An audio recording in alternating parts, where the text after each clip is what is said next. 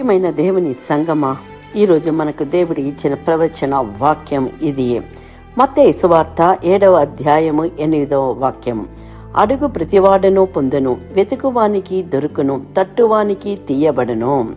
ప్రియమైన దేవుని బిడ్డలారా, మన జీవితంలో చాలాసార్లు మనము ఒక స్థితిలో ఆగిపోతాం. కొందరు అడుగుతాము కానీ వెతకము, కొందరు వెతుకుతాము కానీ తట్టము, ఇంకొందరు ఒకసారి తట్టి ఆలస్యమైతే వదిలేస్తాం. కానీ యేసు చెప్పిన ఈ వాక్యము మనకు ఒక గొప్ప ఆత్మీయ సత్యమును తెలియజేస్తుంది. ఇది ప్రార్థన, వెతుకు. ఇది తపన, పట్టుదల. తట్టు, ఇది విశ్వాసముతో నిలకడగా అడగడం. ఈ వాక్యం కేవలం ఒక మాట కాదు, ఇది దేవుని హామీ. అడిగిన వారు పొందుకుంటారు, వెతికిన వారు కనుగొంటారు, తట్టిన వారు తలుపు తెరవబడుతుంది. హన్నా అడిగినది పొందుకున్నది.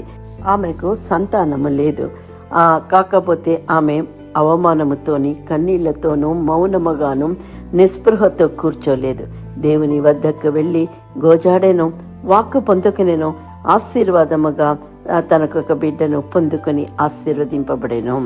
అలాగే సాలమోను సరి అయిన దానిని అడిగిన రాజు సాలమోను రాజ్యాన్ని స్వీకరించినప్పుడు అతనికి సంపద, జయము, శత్రువుల మీద ప్రతీకారము ఇవన్నీ అడగవచ్చు. కానీ అతడు దేవుని దగ్గర జ్ఞానమును అడిగాడు. దేవునికి ఈ ప్రార్థన ఎంతో ఇష్టమైంది. ఎందుకంటే సాలమోను తన స్వార్థము కోసం కాదు, దేవుని ప్రజలను నడిపించడానికి అడిగాను. అందుచేతన తన రాజ్యములోని కొరత లేకుండా 40 సంవత్సరముల రాజ్యమును ఏలెను. అందుడైన బర్తిమా జనము అతనిని మౌనంగా ఉండమన్నారు. కానీ అతడు ఇంకా గట్టిగా కేకలు వేసాను. అతడు ఆగలేదు, అతడు తట్టాడు, అతడు వదలలేదు, అతడు అవకాశం కొరకు వేచి ఉండలేదు. మౌనముగా ఉండకుండా దేవుని వద్ద గోజాడాను, ఆశీర్వాదానికి పాత్రుడుగా మారెను. అలాగే కనానీ స్త్రీ, ఆమె యూదురాలు కాదు, అయినా తన కుమార్తె విముక్తి కోసం యేసు దగ్గరికి వచ్చెను. మొదట యేసు స్పందించనట్లుగా కనిపించెను. తరువాత శిష్యులు కూడా ఆమెను పంపించమన్నారు. అయినా ఆమె వెనుతిరగలేదు. కొంత ఆలస్యమైన, పరీక్ష వచ్చినా ఆమె వెతికే హృదయం ఆగలేదు.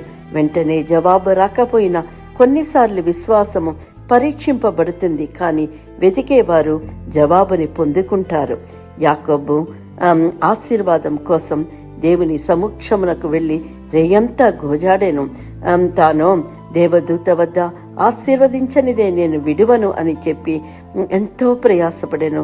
ఆఖరికి దేవుని ఆశీర్వాదానికి యాకోబు పాత్రుడుగా మారెను. ఒక చిన్న ప్రార్థన. ప్రియమైన సహోదరి, సహోదరుడా, ఈ వాక్యాన్ని వింటున్న మనతో దేవుడు ప్రవచిస్తున్నారు. పైన చెప్పబడిన రీతిలో ఒక్కొక్కరు ఎలాగా ఆశీర్వాదాన్ని పొందుకున్నారో అదే రీతిలో దేవుడు మనకి ఆశీర్వాదాన్ని ఇచ్చి ఆశీర్వదింపబోతున్నారు. ఉద్యోగంనకు తలుపులు తెరవబడుతుంది, ఆరోగ్యంనకు తలుపులు తెరిచేరు దేవుడు. కుటుంబ సమస్యల నుండి దేవుడు సమాధానాన్ని ఇచ్చి ఆశీర్వదిస్తున్నారు. ఆత్మీయ అభివృద్ధి కొరకు దేవుడు మనల్ని ఘనపరిచే దేవుడై ఉన్నారు. ఈ వాక్యాన్ని మనకని స్వతంత్రించుకుందాము, ఆశీర్వదింపబడదాము. Amen. Please like, subscribe and comment. Thank you.